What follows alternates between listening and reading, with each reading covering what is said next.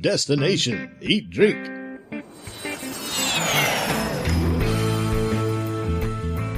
Even when I was a rookie, I was on first base, and Willie Stargell and I would always be talking about wine because he's from Alameda. So you're on first base, and you and Willie Stargell are just trading. Well, have you tried the latest Mondavi vintage? Well, I didn't know much about wine, and so Willie was schooling me while he was trying to pick me off at the same time. And so Willie, I swear. Traveling the world to bring you delicious dishes, tasty beverages, and interesting experiences. This is the Destination Eat Drink podcast on the Radio Misfits Podcast Network. Welcome to Destination Eat Drink, the travel podcast for foodies, because the best part of any trip is what you eat. And this week, we're talking California wine with my guests, baseball legend Dusty Baker and Chik and Polly Brenneman from Baker Family Wines. You can check out the winery at bakerfamilywines.com. Dusty Baker played Major League Baseball for 18 seasons and managed teams for almost 30 years. He was a two-time All-Star and won a world championship as a member of the legendary 1981 Los Angeles Dodgers. As a manager, Dusty was a three-time National League Manager of the Year and won the World Series as manager of the Houston Astros in 2022. Dusty tells me about how he learned about wine while trying not to get picked off first base, eating too much steak in Chicago when he managed the Cubs, sitting in the on-deck circle when baseball history was made, and teaming up with home run king Hank Aaron to make a delicious Cabernet. Chik Brenneman is the winemaker for Baker Family Wines, and his wife Polly works in the winery's lab. They tell me about sourcing the best possible grapes from the Sierra Nevada foothills and other regions of Northern California, as well as pairing food with wine. And I'm thirsty, so let's drink. Destination Eat Drink. Dusty Baker, Chik Brenneman, Polly Brenneman from Baker Family Wines. Welcome to Destination Eat Drink. Looking forward to talking some wine and some baseball with y'all today. Well, looking forward to talking to you too. Yeah, us too. Yeah, it'll be fun. Dusty, when I found out that you had a winery, I guess I shouldn't be surprised, but it surprised me a little bit because I think ball players kind of get stereotyped as beer drinkers, but you love wine. Can you kind of tell me how you got interested in wine originally? Well, I never had my first drink until I was probably 19 years old. And I was an A-ball, and the manager said that he didn't want any pop hitters on the team. You either drink water or you drink beer. And so I didn't like beer. And now I can drink maybe 2/3 of a can of beer if it's real hot or if I'm eating Mexican food. But I'm not a beer drinker. And what I am is a Scotch drinker and also a wine drinker. And I got interested in wine because I was on the Mondavi advisory staff. And I'd go to lunch and dinners with Canandaigua and Southern Wine and Spirits or some of their distributors. And I moved to Sacramento because, during that period, because my dad had dementia, me and my brother had to come home and help out my stepmom and my sister. So I bought a piece of property here in Sacramento. I was living in San Francisco, and I wanted to build a pond and, catch fresh fish and eat them right away. And so kind of on the slope, the property that I selected. And my insurance man told me that I would flood my neighbors. Wow. And so I said, well, I gotta do something else. And so I called Michael Mondavi, and I asked him, hey, is there anybody that you can turn me on to? And, there was a guy that was with Mondavi named Rodney Williams, and I called Rodney, then Rodney turned me on to Chik. And so, that's how I got interested in wine. I'd always been interested in wine because even when I was a rookie, I was on first base, and Willie Stargell and I would always be talking about wine because he's from Alameda, and and so that's how I really got started. But that's how I met Chik. So you're on first base, and you and Willie Stargell are just trading. Well, have you tried the latest Mondavi vintage? Oh, they've got some Pinots going on up there. You got to try that. Well, I didn't know much about wine. And so Willie was schooling me while he was trying to pick me off at the same time. And so Willie, I swear, he tried to distract me. And then we'd get together at his house after the games. And, he would explain to me that, hey, this is a good year because it didn't rain much, or this was a bad year because it was dry.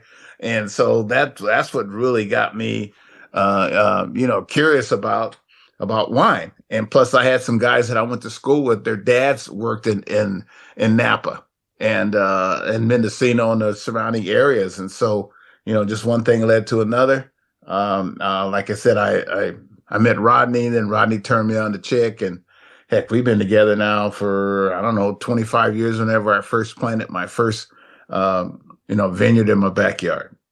Yeah. What did you want to grow, Dusty?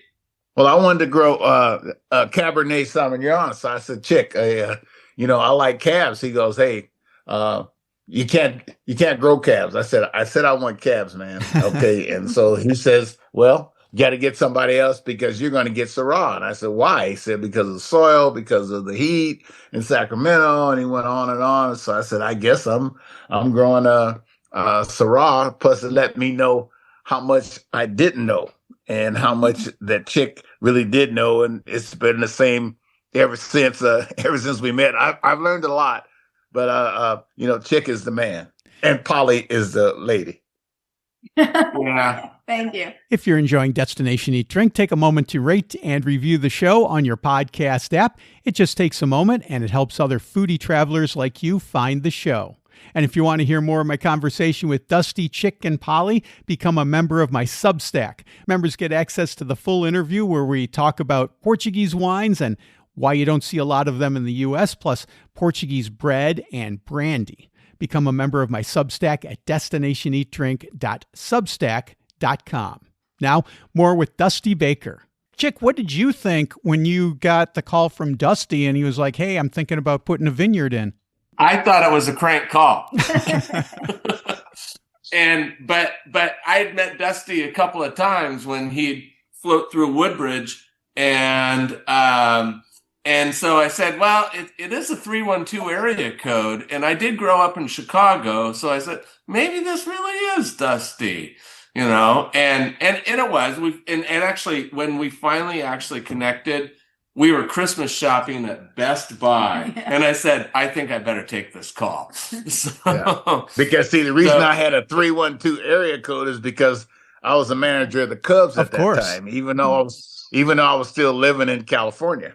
Yeah. Yeah. Well, my family's from Chicago. I grew up in Chicagoland myself.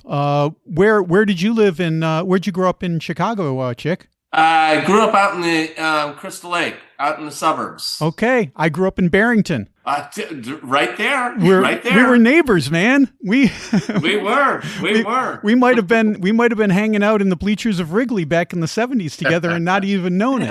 It would have been the 60s for me, Brent. Okay. Fair enough.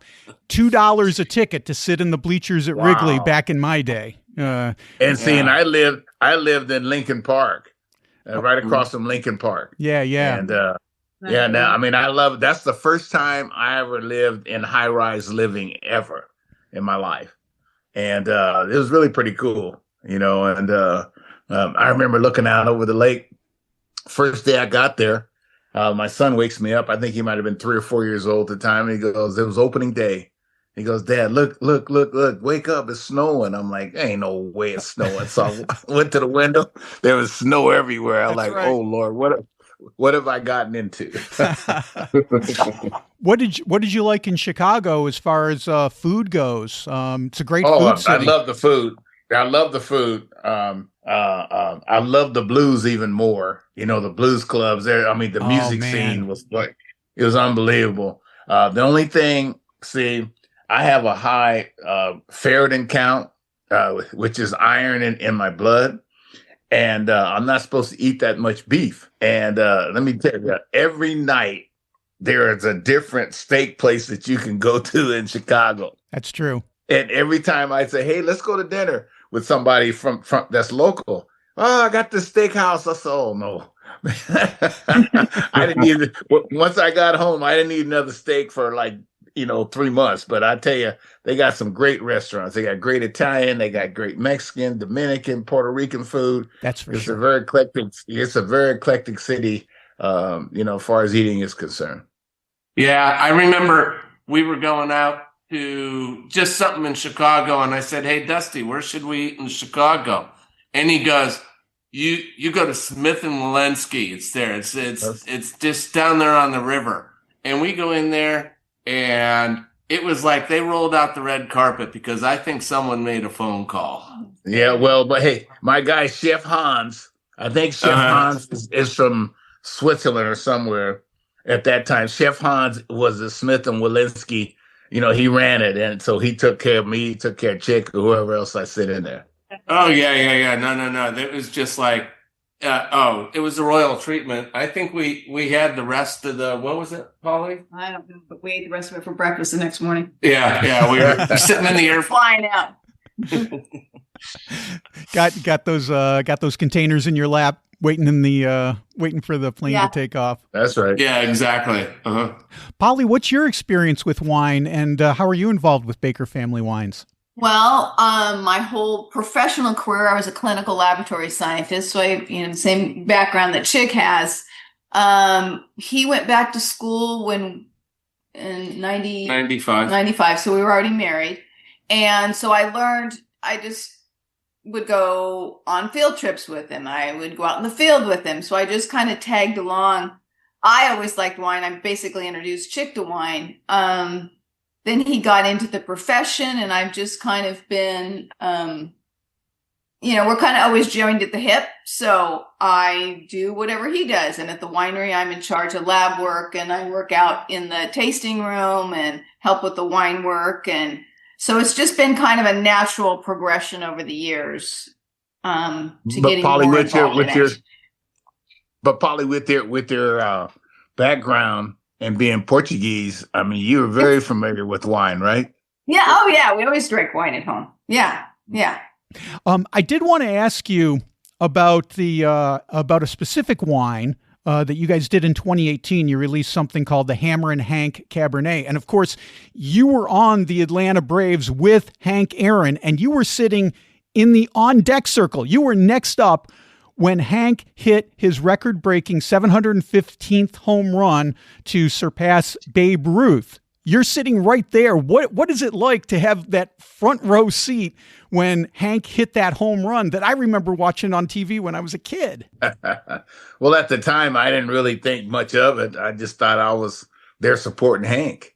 And I knew it was a monumental home run. I know it was going to go down in history. But while you're creating, or not creating, but when you're part of history, you don't think about it. You just think about doing your job. And I was thinking about supporting Hank. It wasn't a very good time for Hank. He was getting divorced. He was getting a bunch of death threats and a bunch of letters. And, we were there, to support Hank. And it was tremendous moment for him, for his family, and especially for his mom and dad, who were there. And it was, Hank was a wine drinker, like he liked wine. And, but he didn't drink much at all. The only time he drank is if there was a night game followed by a day game, and then he'd have a drink or two after the day game, or if we had an off day the next day. I mean, this guy was one of the most disciplined guys that I've ever seen, with his eating habits, with his drinking habits, with his training habits. He was way ahead of anybody at that time. So he must, even if you had a game the next day, he must have had a glass of wine after hitting that 750th home run. Did you guys celebrate afterwards? Not really, because, he was tired. Yeah. He was really tired because it wore on him. Everywhere we went, there were a bunch of press, media, people clawing at him, especially every politician everywhere we went.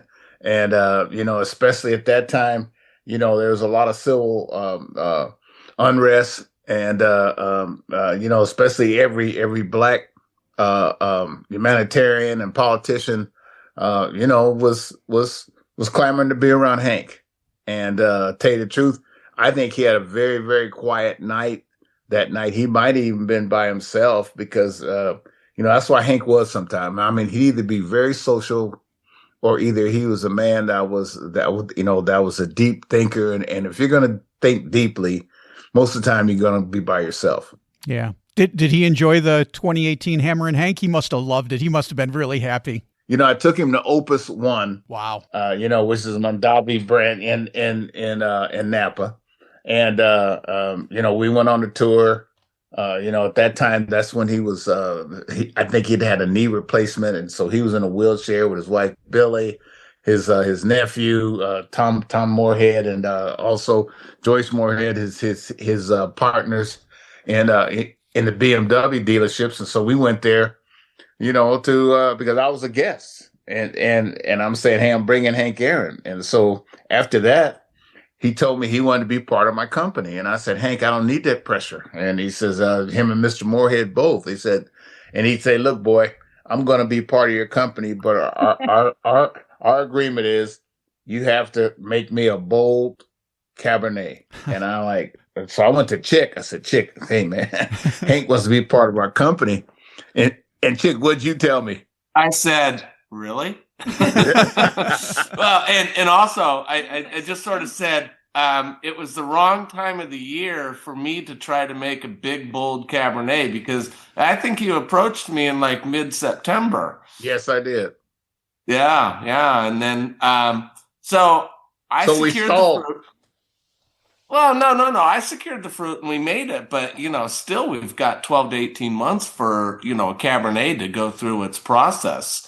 And so we finally got it bottled, and we sent a case to Hank, and then Hank calls Dusty, and he just loves the wine. And then Dusty calls me, and I'm so happy as a clam. I was tearing up on the phone because it was like, wow, it was just the biggest honor of my life.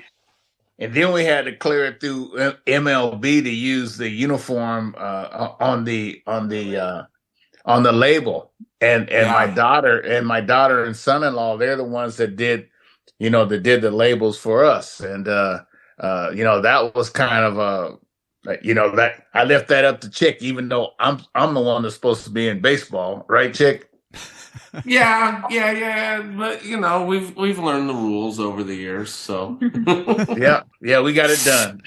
Yeah, we got it done. So and Hank liked it. The number one thing is that Hank liked it. Yeah. He did. He was happy. So, and Brent, on that note, so in trying to search out the wines and some of the intricacies of Baker family wines in general, we're all about the right variety on the right site.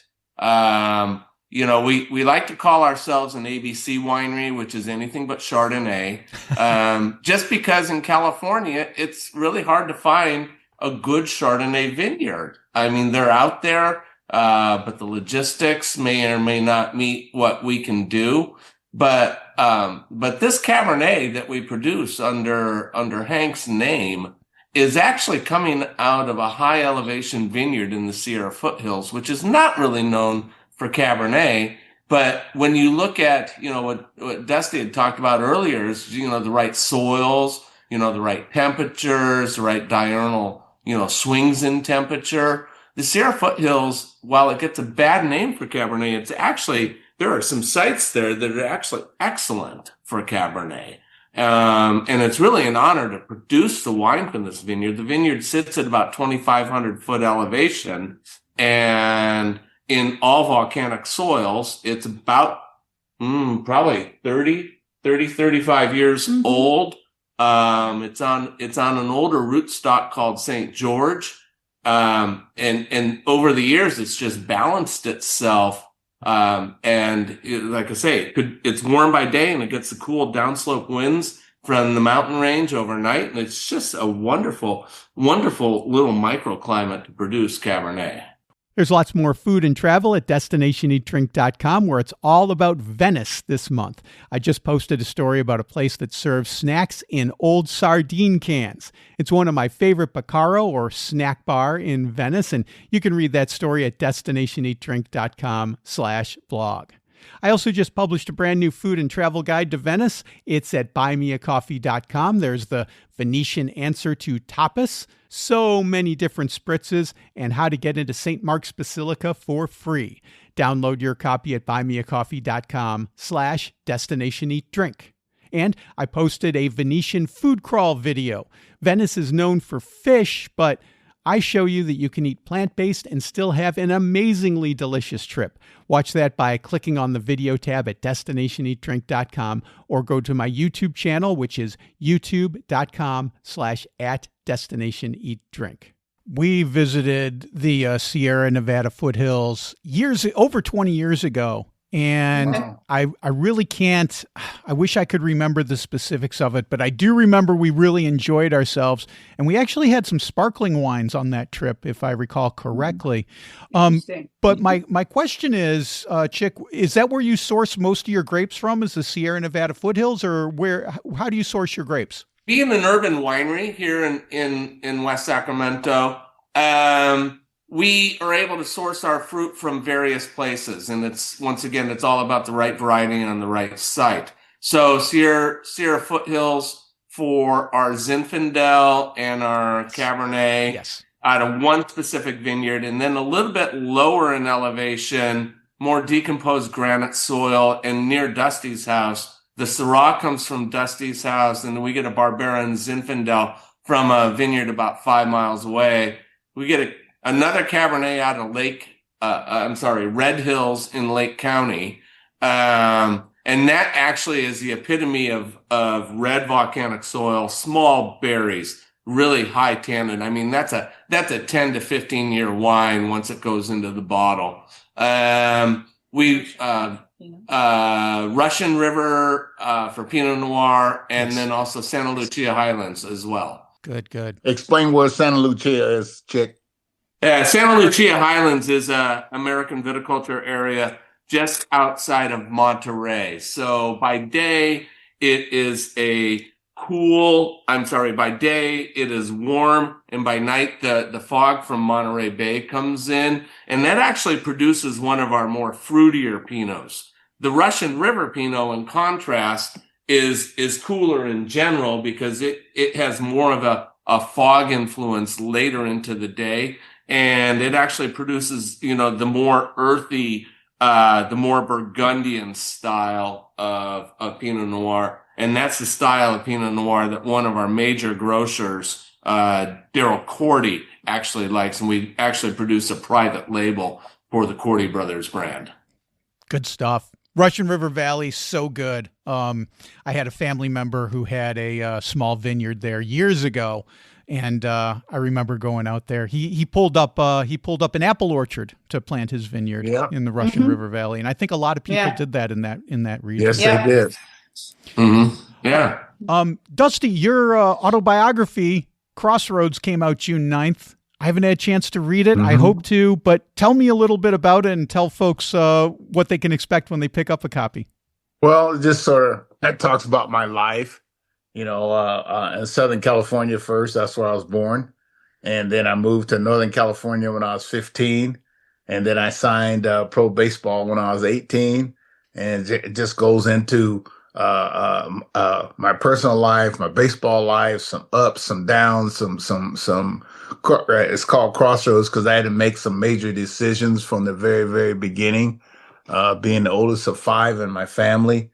And so I've had probably a half a dozen key crossroads in my life where my dad would always tell me, son, if you're going to hit crossroads, but when you get to the fork in the road, take the road to the right because that'll usually, get you on the right path. And that's what's happened, throughout my life.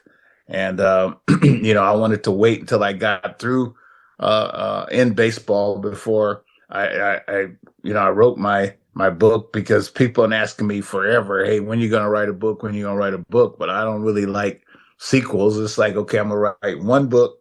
It's a lot of work. And as long as I was in baseball, you can't really tell the truth and maintain a job. And so you have to wait until you get out. And now my son's in baseball now. And I think I wrote it basically, to get some things off my chest and also to help some other people in life, because there's a lot of people out there don't have much hope right now. And without the Lord and prayer, I've been rescued many, many times, and a lot of times I didn't deserve it. Most of the time I didn't deserve it, but I was chosen.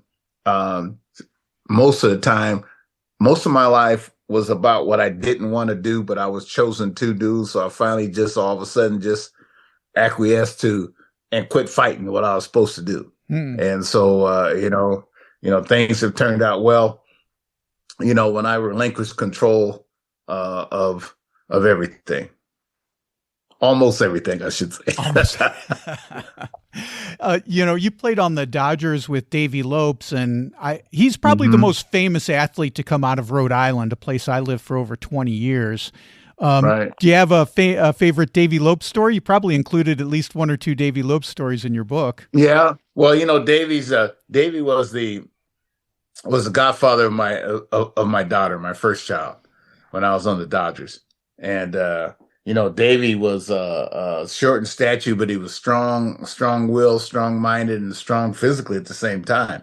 And Davey Lopes was the best base runner, the prettiest base runner that I ever played with. And I just came from his funeral in Rhode Island, which was very,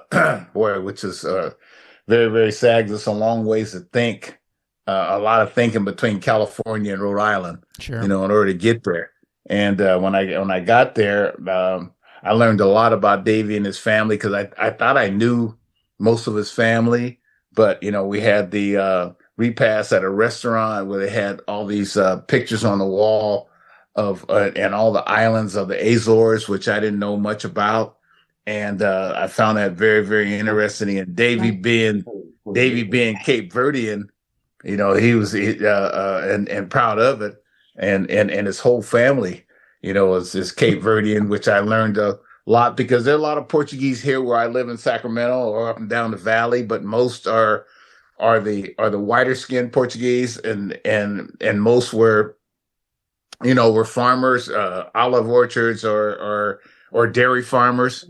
I used to hunt up and down the valley with a lot of the Portuguese, but when I went back to Rhode Island, I learned a different side of Portugal, the Cape Verdeans. And Davey used to always, the only time he would get mad if a kid asked him for Mr. Lopez, can I have your autograph?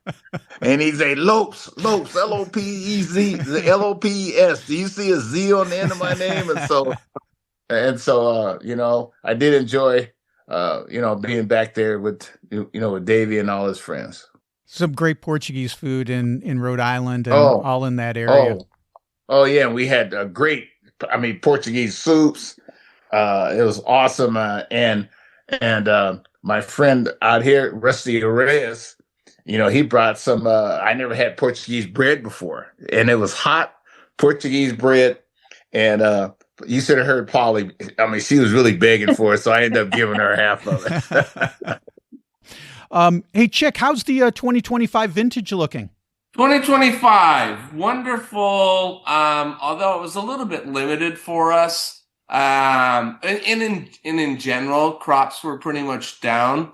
I think the acidities are high. It was it was a warm part of the summer.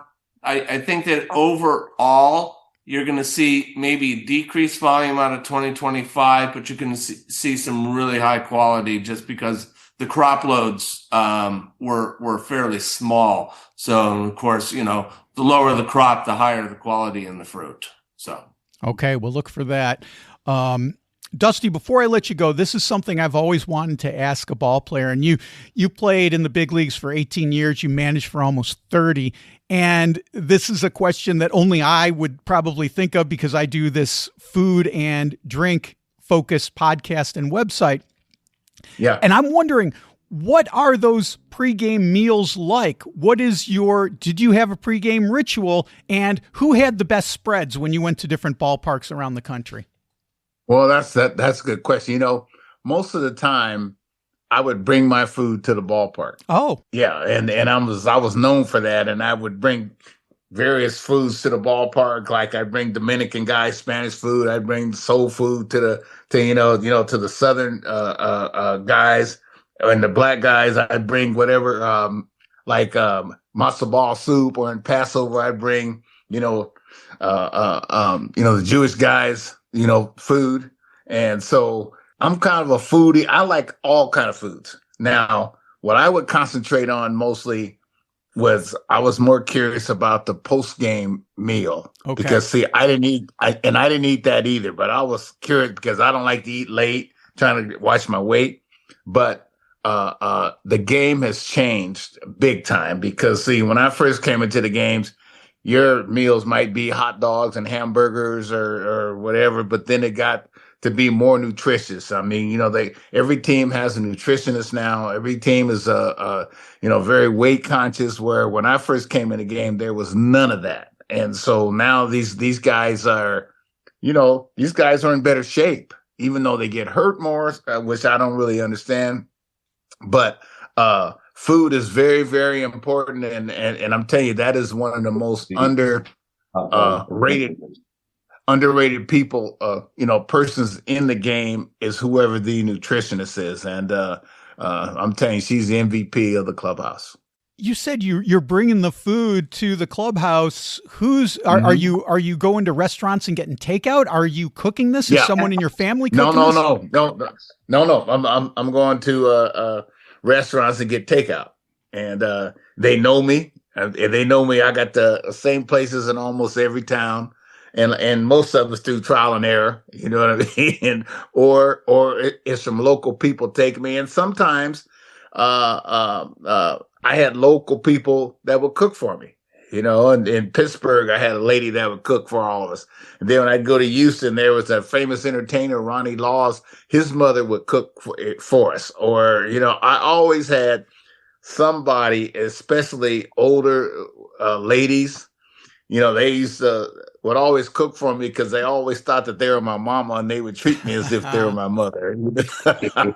and we call them mama. And, and almost every time we went in. So I learned from Hank Aaron that, if you're going to eat heavy, you got to eat early so you can digest it, exhaust, and be ready for the game. And if you're going to eat late, like say 2:33 for a 7:00 game, then you eat pasta, chicken, fish, anything that's not going to be heavy. And I'm telling you, Hank Aaron was into nutrition far ahead of anybody else at that time. Speaking of food, Polly, how do you like to pair Portuguese food with Baker family wines? Do you have a trick? Do you have a special dish? What do you like especially? I love the rice dishes. I like the way, at first I thought this was strange, the way they put seafood and like a Portuguese sausage in there. Yes. So, usually with whites and reds, and reds. I like we have a wine called our proprietary red, and it's a blend of Zinfandel and Barbera. And that goes, because of the city and the Barbera, it goes really well with dishes like that when you have the sausage in there. Mm-hmm. And I loved all the seafood in Portugal. So seafood dishes are whites. All of our whites go well with seafood dishes. Our proprietary white, which is a blend, and our Sauvignon Blanc, and even our Chenin Blanc. But Polly, I want you to brag for a minute, because you are one of the best cooks. Oh, that I know. Not. Oh, yes, you are. And she cooks. She cooks every day, and almost. Or I cook ahead. And sometimes she'll come raid my garden of different vegetables, and I gladly give it to her. But you're talking about Portuguese sausages. I'm an encased meat man, and Portuguese sausage is some of the best sausage that I've ever had. Because Polly, your dishes, sometimes I'm like curious of what you're going to cook, and they're not real complicated, but they taste great. What's your favorite? What's your favorite? I like doing stews and beans and things like that, things that get better after a couple days. Yes. I like the way they develop. Yeah. Well, you're a true Portuguese, Polly, because they love their soups and stews here. That's for darn sure. Yeah. My mom did the same. Yeah. Well, Dusty, Chik, and Polly, it's just been a treat talking to you. Folks can go to bakerfamilywines.com to check out your vintages and the wines, and Crossroads. They can pick that up wherever books are sold. Dusty Baker, Chik, and Polly Brenneman, thank you so much for being on Destination Eat Drink. It's been a real privilege and joy talking to all of you today. Yep, and maybe I'll see you in Portugal. Looking forward to it, Dusty. I'd love that. You too, Chik and Polly. Okay, thank you. Bye-bye. Okay, there you go. That's Dusty Baker with Chik and Polly Brenneman from Baker Family Wines. You can check out the winery at bakerfamilywines.com. I've also got a link in the show notes. And look for Dusty's book, Crossroads. It's out now, available wherever books are sold. Well, that's it for this week. Next week, it's a very special guest for our 400th episode. I know, hard to believe. Be sure you subscribe so you don't miss that. Destination Eat Drink is distributed by the Radio Misfits Podcast Network and Ed Silla. Thanks, Ed. I'm Brent Peterson, and I'll see you down the road. Join us next week for another culinary adventure on Destination Eat Drink, a presentation of the Radio Misfits Podcast Network.